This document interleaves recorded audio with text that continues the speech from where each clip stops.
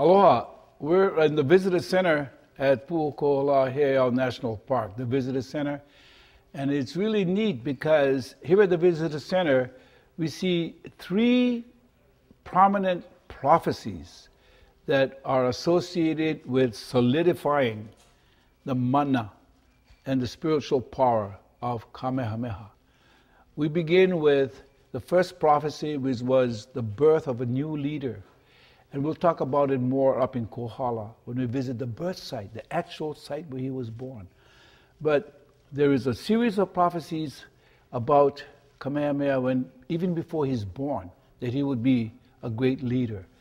And then comes the moving of the Naha stone. It was prophesied for many, many years that anyone who would be able to move this stone, and this stone was sitting in Hilo for many, many years, even before Kamehameha, that anyone who had the physical and spiritual power to move and lift this Naha stone would be conqueror of the islands. And that came true.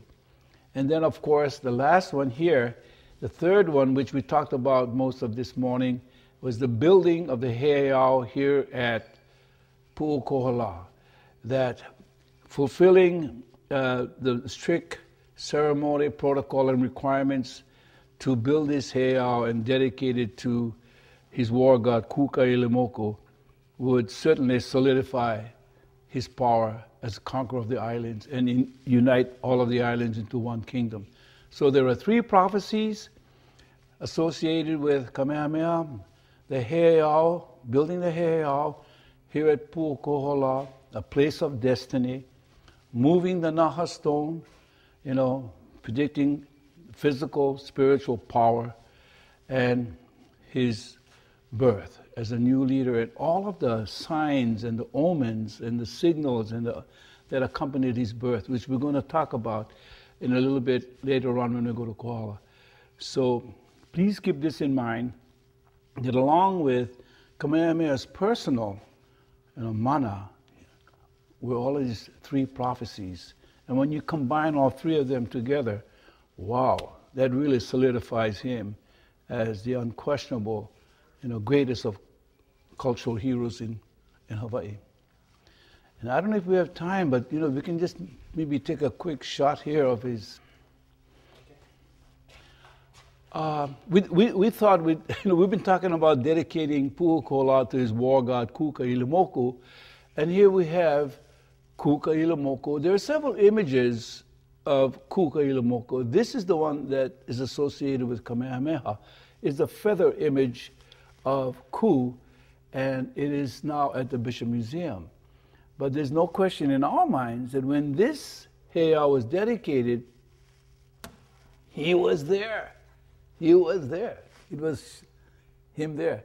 And of course, while we're here, if you can swing the camera just a couple of feet, most of us see Kamehameha with the portraits that explorers made of him when he was aged, just before he died.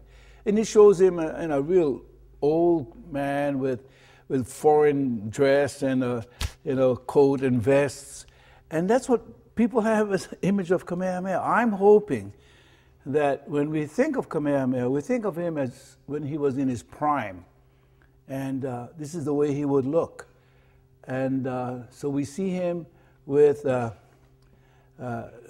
ki'e o liloa, and his ahu'ula, his pololu, his tea leaf sandals, his niho palawa, and his mahi'ole. And this is what he would have appeared to be during his conquest of the islands. So try to keep this in mind of Kamehameha, the warrior, the statesman, and the hero, and his war god Kūkā'ilimoku. They both go together.